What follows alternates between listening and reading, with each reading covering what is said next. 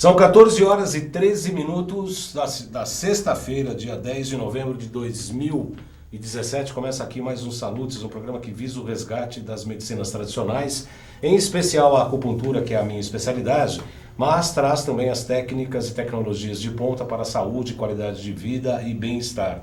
Entendemos aqui, você que está sintonizando pela primeira vez, que qualidade de vida e bem-estar é saber quem você é, o que você está fazendo aqui no planeta nesse momento histórico, quais são suas habilidades, quais são suas fragilidades, quais são suas tendências positivas, suas tendências negativas, e num processo alquímico interior ir transformando e se realizando enquanto pessoas.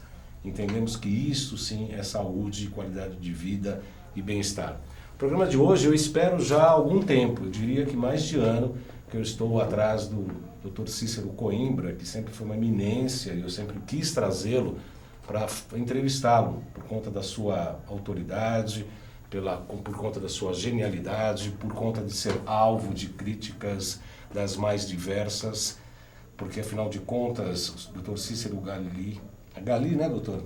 Gali Coimbra é médico graduado pela UFRGS, a Universidade Federal do Rio Grande do Sul, possui título de especialista em medicina interna, em neurologia, pela mesma instituição, neurologia pediátrica, pelo Jackson Memorial, do Hospital da Universidade de Miami, tem título de mestre de já 1988 e doutor em 1991.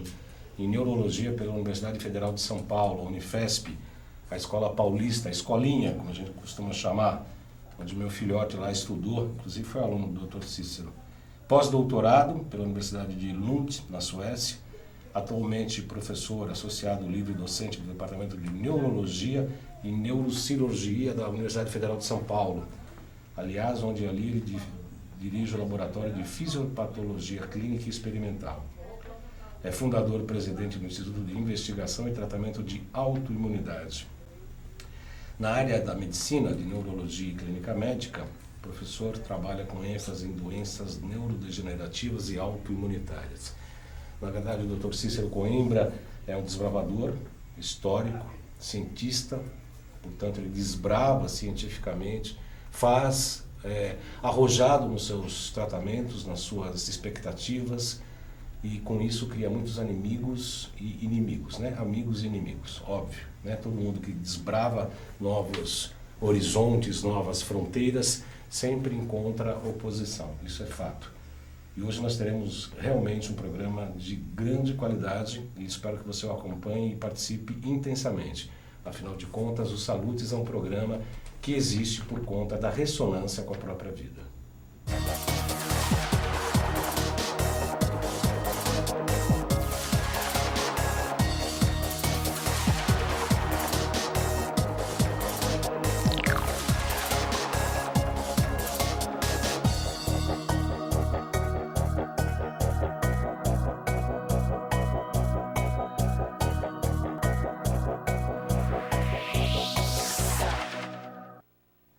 Horas e 17 minutos, estamos ao vivo pela AltV. Eu quero que você clique na página da AltV, clique dá um like. Nós estamos fazendo uma campanha de 500 likes na nossa página.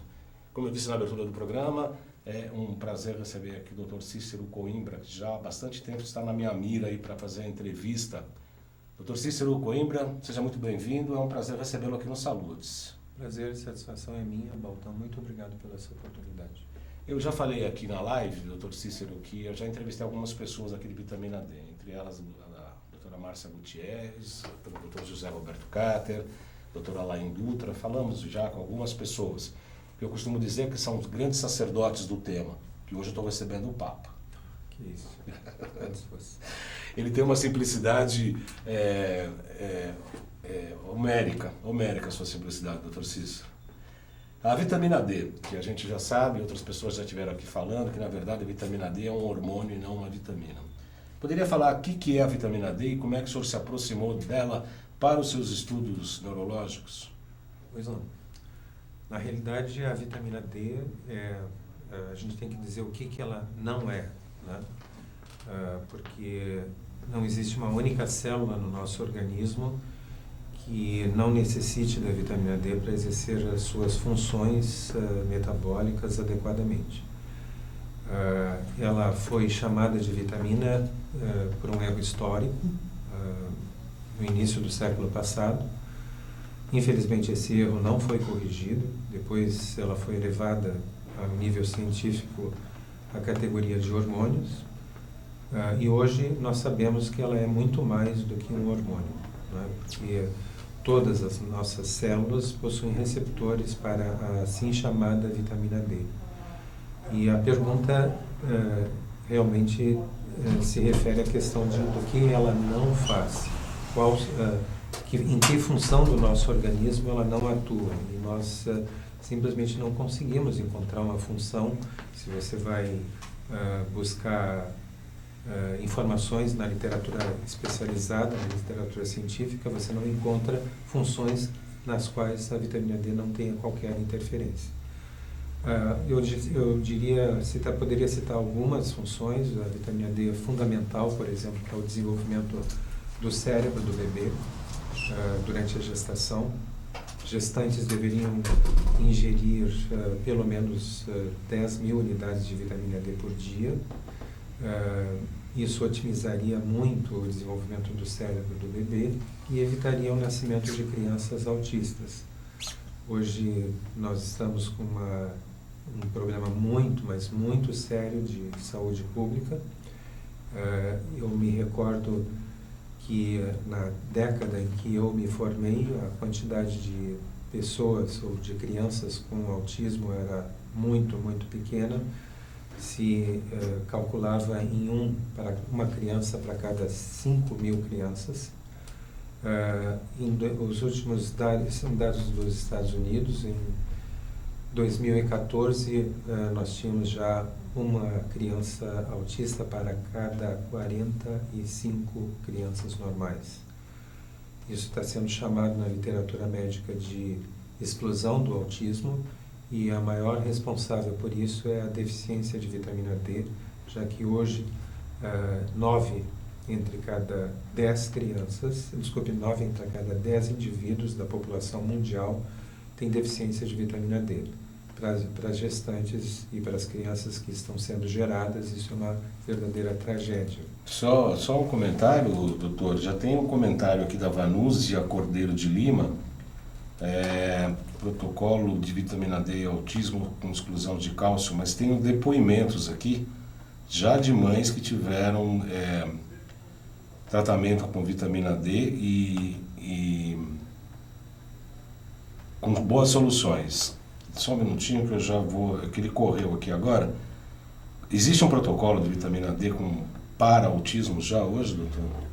Já existem dados publicados mostrando que a administração de vitamina D melhora a criança autista, né? Mas nós estávamos até um momento atrás falando a respeito de prevenção. Aqui, ó, a Patrícia Franco. Altas doses de vitamina D salvou minha filha do lúpus e há 4 anos sem remissão.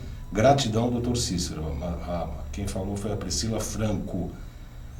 A Erika, porque as pessoas vão comentando aqui, viu, doutor? E a gente vai sempre, porque é ao vivo, as pessoas comentam lá, porque nós estamos falando aqui, elas já estão participando, porque é um programa online, tá? Mas continua que eu vou localizar aqui o da mãe que já comentou, inclusive parabenizou o senhor aqui. Então, a questão do autismo, nós encontramos uma imbricação entre as funções da vitamina D no sistema nervoso e as funções da vitamina D no sistema imunológico. Dados muito fortes, muito contundentes estão demonstrando que o autismo é, na realidade, uma doença autoimunitária. O sistema imunológico reage contra algum tipo de antígeno presente no sistema nervoso, dando origem ao comportamento autista. E o protocolo que usa altas doses de vitamina D, ajustadas individualmente de acordo com os exames de laboratório, para as necessidades de cada indivíduo, tem resgatado já alguns casos de criança autista para um comportamento normal, ou estão em vias de adquirirem um comportamento normal, estão indo nessa direção. Isso para nós é um motivo de maior satisfação recentemente, porque o uso de altas doses de vitamina D ajustadas de acordo com a necessidade individual de cada indivíduo tem sido a grande forma que nós encontramos de inativar as doenças autoimunitárias. Eu não falo em curar as doenças autoimunitárias, eu falo em que as pessoas podem viver uma vida normal, mantendo doses elevadas de vitamina D, ajustadas de acordo com a sua resistência genética. Uma parte grande da população tem resistência aos efeitos da vitamina D, aos efeitos imunomoduladores da vitamina D, desse hormônio, como alguns preferem. E essas doses, quando são ajustadas de acordo com o grau de resistência individual, elas fazem com que a doença autoimunitária se mantenha inativada, desde que a pessoa mantenha um mínimo grau de estabilização emocional. Porque um emocional desestabilizado é o desencadeante dessas doenças e a única coisa que pode comprometer o resultado do uso de altas doses de vitamina D no controle da atividade autoimunitária, na interrupção da agressão autoimunitária. Sabe-se hoje que nas células tem mais de 300 reações por segundos, né? Em segundos tem mais de 300 reações, existem alguns componentes que são muito utilizados, inclusive o próprio magnésio, a vitamina D agora é uma grande novidade. E parece que o sistema imunitário ele não entende direito o que está acontecendo e começa a ter não só o autismo, mas também o lúpus hoje, que é muito evidente. E o seu trabalho principalmente hoje com a esclerose múltipla, né, a lateral amiotrófica, ou não necessariamente, né?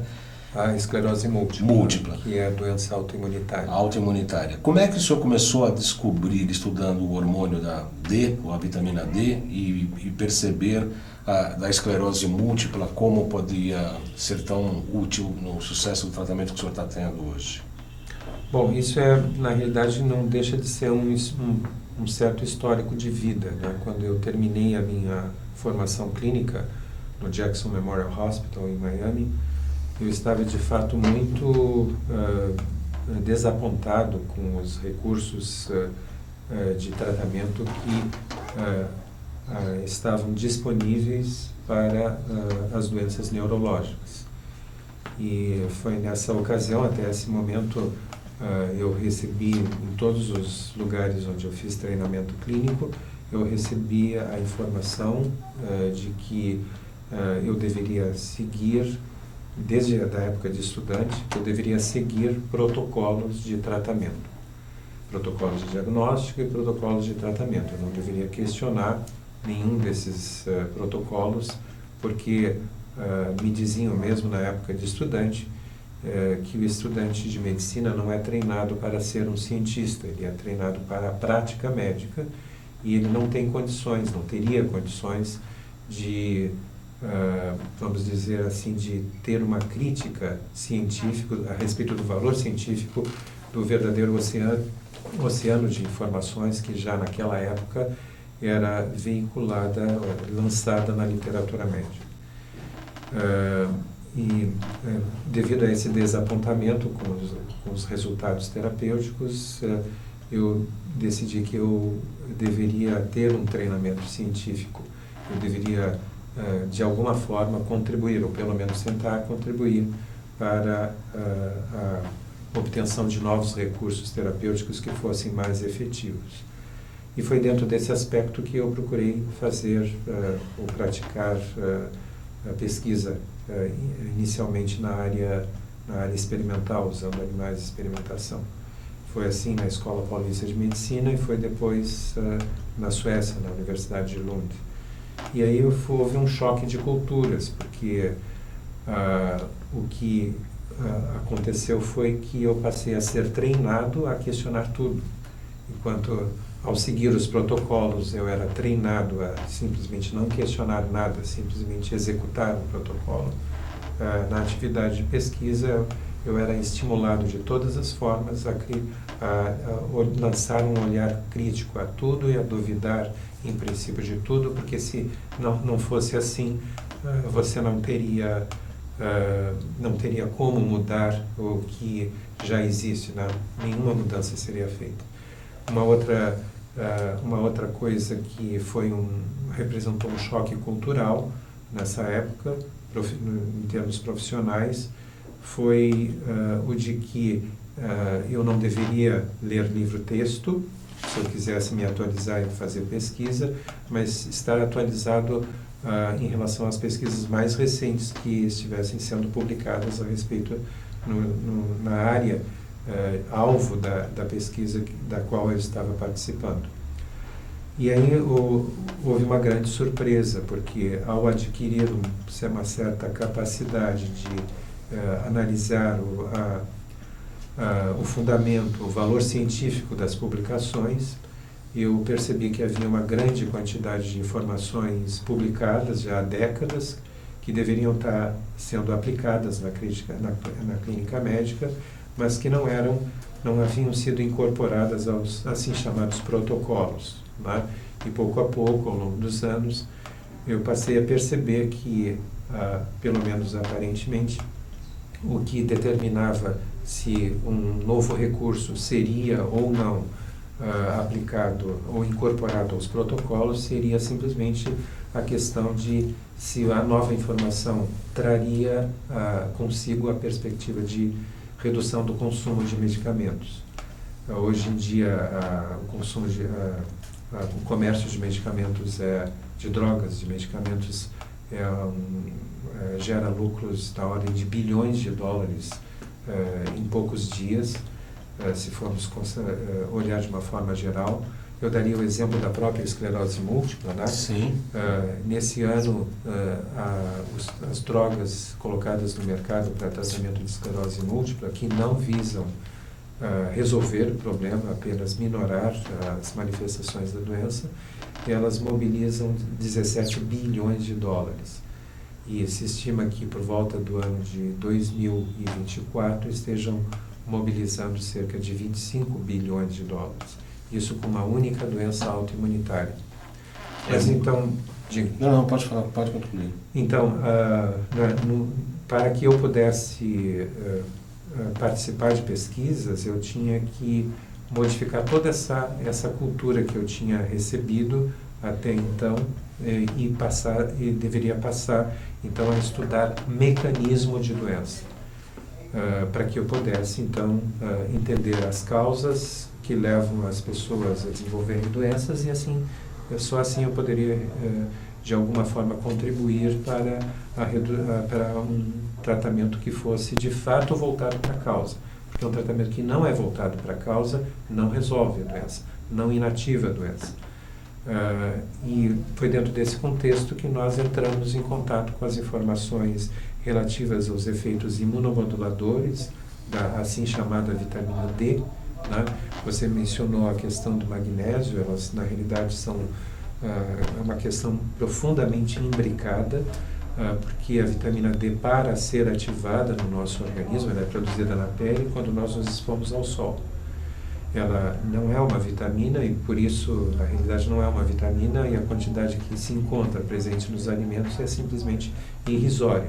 Por outro lado, a quantidade que é produzida por poucos minutos de exposição solar, sol forte, dependendo da quantidade de pele exposta ao sol, da idade da pele, da cor da pele, é uma quantidade de minutos de exposição solar para produzir 10.000 unidades de vitamina D, braços e pernas expostos ao sol. E para essa vitamina D produzida na pele ser ativada nas nossas células, no sistema nervoso central, na placenta, nas células do sistema imunológico, nas células do aparelho reprodutor, ela precisa de magnésio. E aí nós estamos frente às duas grandes deficiências presentes na população mundial.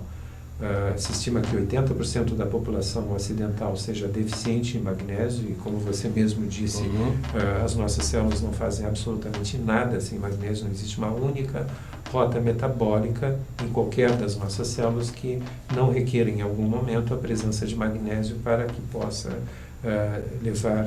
chegar ao termo dessa rota metabólica. E uma das rotas metabólicas que requerem magnésio é a ativação da vitamina D, que foi produzida em estado bruto na nossa pele por exposição solar. Então, as células do sistema imunológico, as células do sistema nervoso necessitam do magnésio também, afora diversas outras funções, necessitam do magnésio para a ativação da vitamina D e fazer com que a vitamina D execute o seu papel, no caso do sistema imunológico, promovendo a regulação do sistema imunológico. No caso específico das doenças autoimunitárias, todas elas são provocadas por um excesso de produção de uma substância chamada interleucina 17, e o inibidor natural dessa interleucina 17 é a própria vitamina D. Então, a questão que se coloca é: por que não corrigir a deficiência de vitamina D? Pelo menos corrigir. E a pergunta seguinte seria: se as pessoas que têm doenças autoimunitárias são resistentes aos efeitos da vitamina D, nasceram com essa genética de resistência aos efeitos da vitamina D, por que não dar a elas uma dose maior, de forma a compensar essa resistência, já que a gente não tem condições de corrigir a genética dos indivíduos? Voltando um pouco ao autismo, doutor Cícero, o senhor falou que não indica ou não fala em cura. A gente não está falando em cura, mas está falando de uma qualidade de vida, de uma melhora das funções cognitivas, de uma melhor sociabilização dessas pessoas portadoras, é isso? Na realidade, veja só, eu tenho 38 anos de atividade prática clínica, basicamente de prática neurológica, e ao longo de todos esses 38 anos, em nenhum momento eu vi qualquer pessoa, qualquer indivíduo autista atingir um comportamento normal.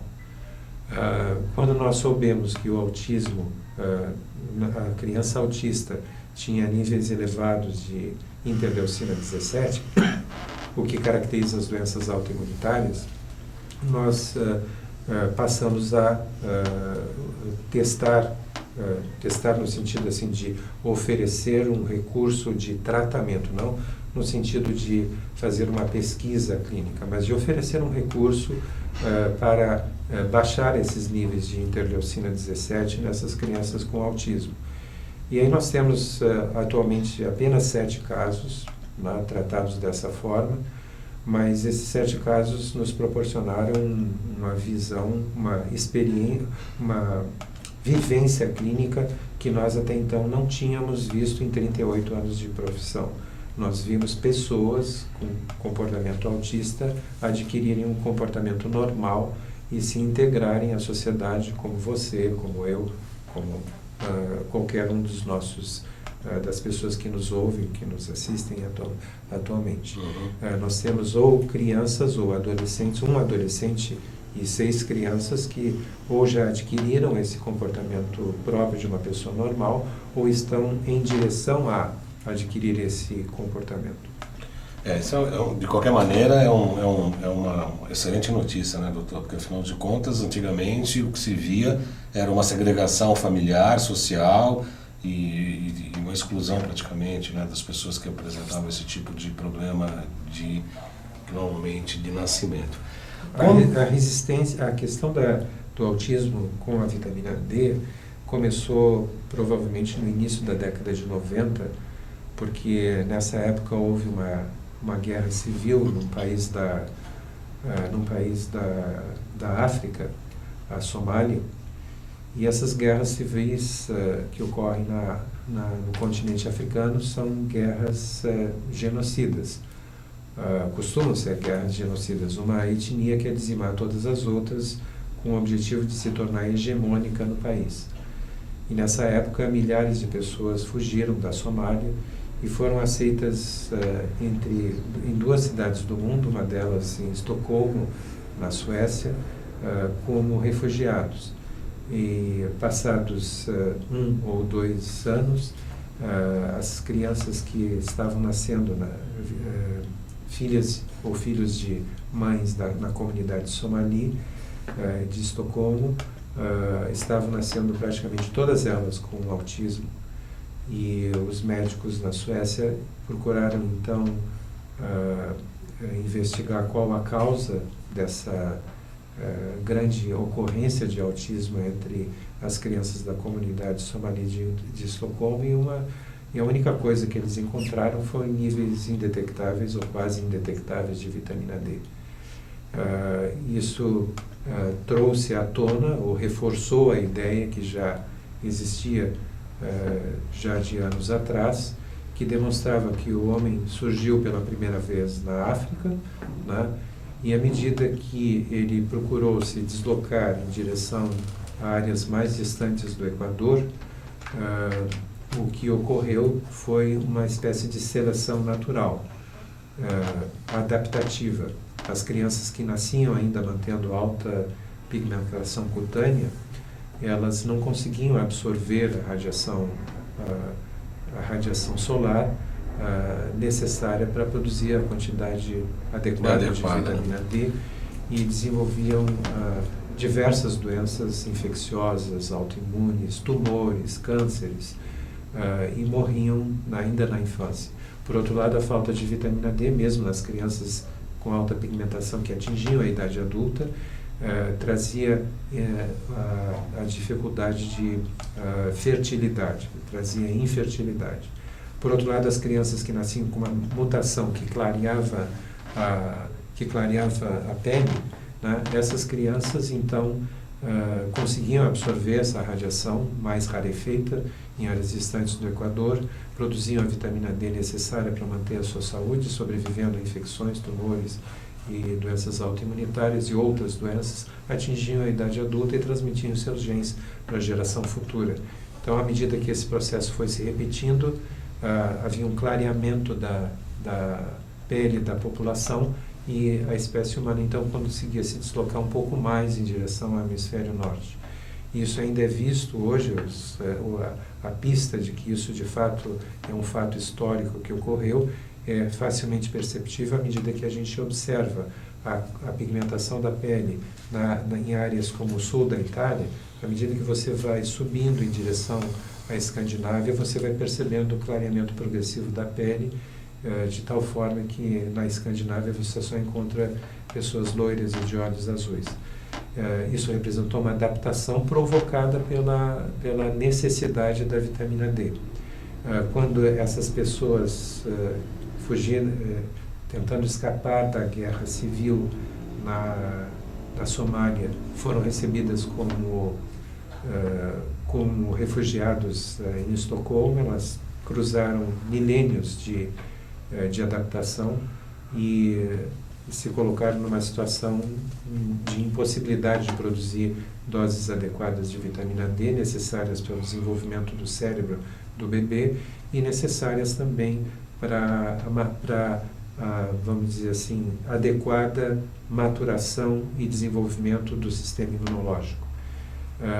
E isso deu origem, então, ao nascimento de crianças autistas na comunidade somali de Estocolmo, e foi o achado inicial epidemiológico que levou, então, desencadeou uma série de pesquisas a respeito da importância da vitamina D para a prevenção e, mais recentemente, também para o tratamento do autismo, já que nesse ano de 2017 já foram publicados estudos mostrando que a administração de vitamina D melhora o comportamento autista. E a nossa experiência pessoal, em 7 casos, é de que ela pode, de fato, fazer com que a pessoa volte a um comportamento, ou adquira um comportamento normal. Apesar de, é claro, 7 casos, sob o ponto de vista de análise estatística de qualquer natureza, não é uma coisa significativa. De qualquer forma, representam uma antevisão de que o percentual de crianças que vão ser beneficiadas a esse nível vai ser um percentual muito, mas muito elevado. Talvez não 100%, porque o autismo não é uma única, não representa uma manifestação, um conjunto de manifestações estritas, mas a gente hoje em dia fala de espectro autista, então nós não podemos saber se todas as crianças autistas ou qual é o percentual de cada tipo de autismo vai responder da mesma forma. De qualquer forma, 7 casos consecutivos, sem exceção, indicam que vai ser um percentual muito, mas muito elevado. Doutor Cícero, tem muitos comentários aqui, eu não estava querendo interrompê-lo, mas tem muitos comentários, inclusive de pacientes seus aqui. Uma de Minas Gerais, está falando que sou Sérgio, Cris Azevedo. Boa tarde, doutor, obrigado por nos desenvolver a vontade de viver. Dia 22/11, faço 6 meses de protocolo Coimbra para esclerose múltipla e a esperança de voltar a andar é imensa. Cristiane Azevedo, de São Lourenço, Minas Gerais, paciente do Dr. Sérgio Menendez. Dia 12 de dezembro será a sua segunda consulta. Tem um fisioterapeuta que falou que está tratando de uma pessoa que tem uma doença autoimune na pele, com mega dosagem de vitamina D, 100.000 unidades internacionais por dia. O que o doutor pensa disso? Mega dosagem de vitamina D? De 100.000 unidades por dia. Então, essas doses de vitamina D são ajustadas pelo protocolo que se convencionou chamar nas redes sociais de protocolo Coimbra.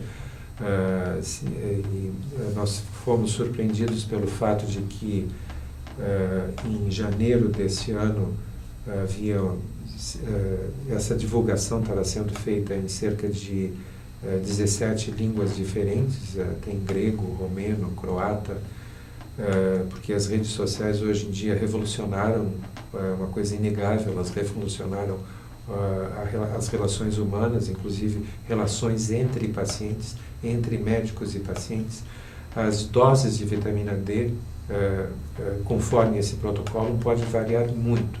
Elas sempre são elevadas em relação ao indivíduo que não tem resistência à vitamina D, mas um indivíduo pode ter uma resistência baixa, um outro indivíduo pode ter uma resistência média, um outro indivíduo pode ter uma resistência elevada e um outro ainda pode ter uma resistência muito severa aos efeitos da vitamina D. Então isso faz com que nós não possamos dar uma dose uniforme para todos os indivíduos. Nós temos esse protocolo que foi desenvolvido com o objetivo de prestar assistência a esses pacientes que se tornaram absolutamente perceptivos em relação a esses objetivos. Não é um objetivo de pesquisa, é um objetivo de prestar assistência.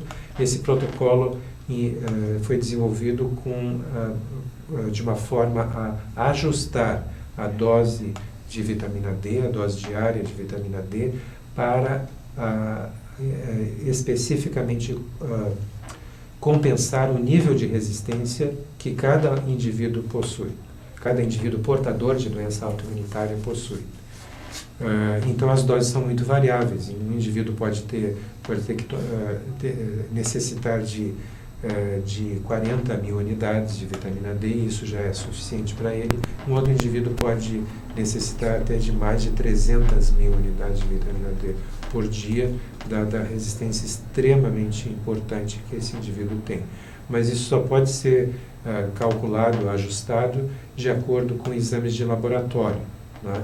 Ou seja, necessariamente por um médico que tenha sido treinado a fazer esse ajuste.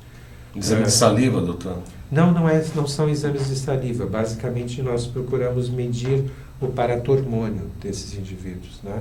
A vitamina D inibe o paratormônio e inibe a produção de paratormônio. Então, eu posso dar uma mesma dose de vitamina D para 2 indivíduos e o nível de queda do paratormônio em um indivíduo que é resistente pode ser muito pequeno, e no indivíduo que não tem resistência, pode ser essa queda, essa inibição pode ser muito, muito importante.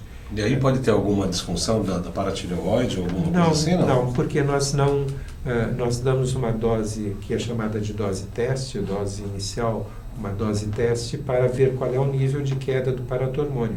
E a partir deste dado, a comparação entre o nível de paratormônio inicial e o nível de paratormônio mediante o uso dessa dose diária ao longo de meses, nós então comparamos a queda do paratormônio e você consegue ajustar a dose do indivíduo para uma dose diária capaz de colocar o nível de paratormônio próximo ou logo abaixo do limite inferior da faixa normal de variação.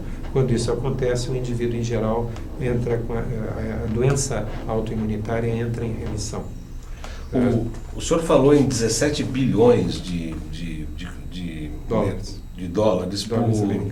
dólares americanos por ano numa indústria. Quer dizer, a gente está mexendo com um cachorro grande, né, doutor? Na realidade, a indústria farmacêutica, como qualquer indústria, é uma empresa e as empresas naturalmente visam lucro. Visam lucro, né? Isso não há como escapar disso. O fato é que nem sempre o objetivo de lucro vai de encontro ao maior benefício do paciente.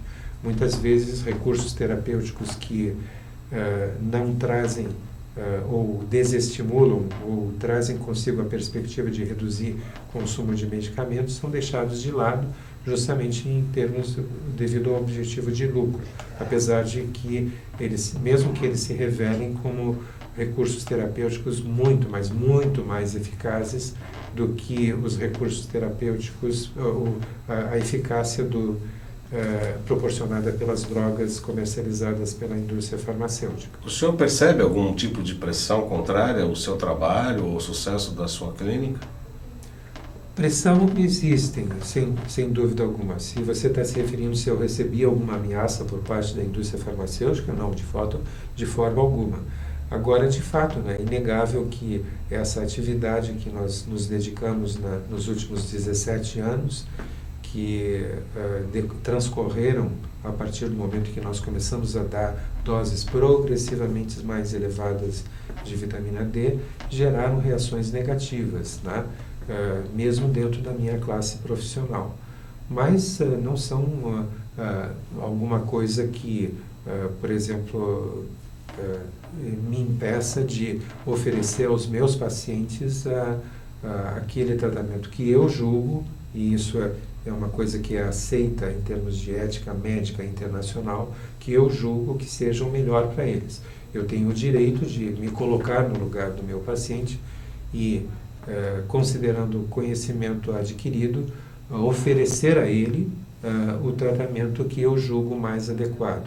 Isso está presente no artigo 37 da Declaração de Helsinki, e que é incorporada, faz parte do Código de Ética Médica Internacional e também ao Código de Ética Médica Brasileiro. Então, isso pode acontecer desde que o médico explique para o paciente que não se trata de um tratamento experimental, de um tratamento convencional, aceito pela comunidade médica, vamos dizer assim, mas isso é uma coisa impossível de escapar. Se você começar a fazer alguma coisa diferente, não há como imaginar que instantaneamente, todos os profissionais daquela área, médicos ou não, vão instantaneamente aceitar esse novo recurso, essa nova abordagem de um problema, não importa que área seja, médica ou não médica, mas vão aceitar isso instantaneamente. Naturalmente, sempre vai haver, como você mesmo mencionou, reações em contrário, porque você está saindo fora do comportamento que foi estipulado e colocado como forma aceitável pela maioria dos profissionais de atuar em frente àquele problema, seguindo os protocolos estabelecidos. Né? A crítica que se faz é que não existem até então, não existia, né, antes do seu trabalho, pesquisas que comprovassem a eficácia. Mas se a gente imaginar que a pesquisa precisa trabalhar com o duplo cego e etc., e fazer uma base de análise, é todo um trabalho que parece que é contra a própria evolução da ciência e do trabalho clínico progressista, não é, doutor? Sem dúvida, isso que você disse é extremamente importante, porque, na realidade, veja só, se você conhece o mecanismo da doença, se esse mecanismo da doença já foi desvendado, você é capaz de, através dessas publicações, e existem dezenas de milhares, né, você é capaz de identificar a causa do problema, de uma determinada doença.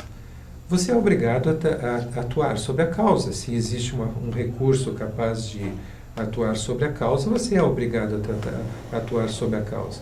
Em 2003, houve uma publicação na revista britânica de medicina, British Medical Journal, em que o autor, de uma forma irônica, colocou um título dizendo mais ou menos assim, que havia feito uma revisão da literatura e não havia encontrado na literatura um estudo duplo cego randomizado, que é o que é aceito como medicina baseada em evidência, que demonstrasse que paraquedas, o uso de paraquedas seria eficaz na prevenção da morte por uma queda de grande altura, né?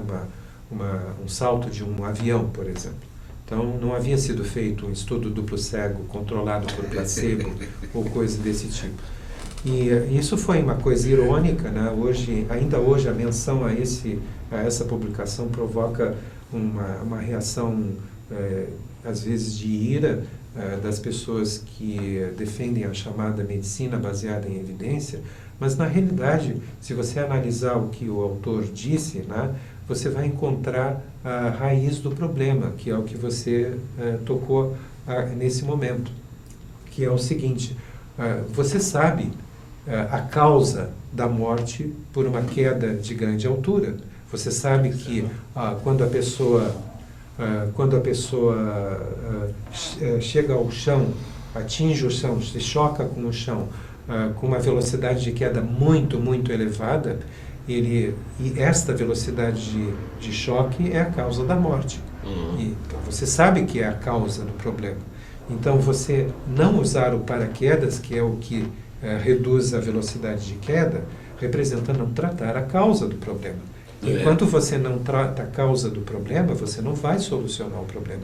Então, numa situação como essa ironia do artigo publicado no British Medical Journal expõe a questão real, que é que você necessita tratar a causa do problema. E quando você sabe da causa do problema, então você não pode fazer estudo controlado, você não pode colocar um paraquedas de cor vermelha e outro de cor azul, uma bolsa de paraquedas de cores diferentes, e dizer assim: agora vocês saltem do avião, porque uma delas, mas não vou dizer qual cor é, desses paraquedas não vai abrir, e aí a gente vai ter certeza de que realmente paraquedas é bom para evitar a morte por salto de grande altura.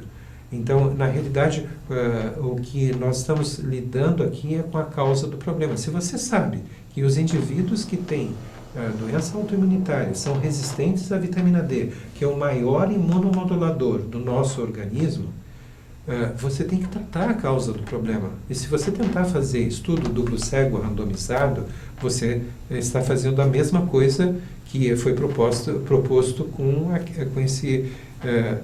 essa revisão da literatura. Não há como fazer um estudo duplo cego randomizado para saber se paraquedas é bom. Não há como fazer um estudo duplo cego randomizado para saber se insulina é bom para criança com diabetes do tipo 1. Não há como fazer um estudo duplo cego randomizado para saber se o hormônio da tireoide é bom para pessoas que têm hipotireoidismo, porque se você não der insulina para o diabético, ele vai morrer. Você sabe que a causa do diabetes é a falta de insulina. Se você não der hormônio da tireoide para uma pessoa que tem insuficiência de secreção do hormônio da tireoide, ela vai morrer, porque o hormônio da tireoide é essencial à vida, assim como a insulina é essencial à vida. É como você lançar um indivíduo sem paraquedas. Infelizmente, esgotou o nosso tempo, nós já passamos teria que entregar o estúdio 5 para as 3, a gente começou um pouquinho atrasado, mas nós temos que entregar o estúdio e vai ficar mais um convite, obviamente, já está feito o convite para a gente dar continuidade, porque tem muito assunto, tem várias perguntas, vários comentários de internautas que eu precisaria comentar com o senhor. Pois não. E eu gostaria muito de recebê-lo aqui novamente, a gente agenda de acordo com a sua agenda, que eu sei que é bastante exígua, eu sei que demora para o senhor ter um tempo para não vir aqui, mas já está feito o convite para a gente dar continuidade, ok? Está previamente aceito. Previamente aceito. Isso foi uma alegria muito grande recebê-lo aqui. Eu vou pedir apenas para o Xerec passar rapidamente nossos GCs, porque não deu tempo de fazer o intervalo também. Esse é o WhatsApp 977192266 para falar direto comigo, mandar o WhatsApp, marcar consultas, etc. Que mais, Xerec? A loja virtual, loja.jcbaldão.com.br, que tem o Potentizer, que é uma máquina que a gente impregna frequências para fazer a produção de medicamentos frequenciais que nós utilizamos para os pacientes. Muitos pacientes perguntam como é que faz, dá uma olhadinha na página que você vai ver como é que é a máquina. No Instagram, @baldão.acupuntura, no YouTube, onde estará esse filme, nos 2 canais João Carlos Baldan e no Além de Agulhas. Na próxima sexta-feira, tem mais o site ainda, www.jcbaldan.com.br. Na próxima sexta-feira eu vou receber um professor de acupuntura da Ebramec, que vai falar sobre o processo de identificação das patologias por intermédio da língua. Eu particularmente prefiro o pulso, a pulsologia chinesa, mas ele vai falar sobre os métodos de diagnóstico pela língua, muito interessante. Eu já convido você para a próxima sexta-feira, 14 horas, aqui ao vivo. Dr. Cícero, muito obrigado pela sua presença, foi um prazer recebê-lo. E já, como disse, esperamos outras oportunidades para a gente dar continuidade a todo esse assunto, que tem muito mais coisas para a gente falar. Sem dúvida. Muito obrigado pelo convite e por essa oportunidade. É um prazer recebê-lo aqui sempre. Então, boa semana a todos e até sexta.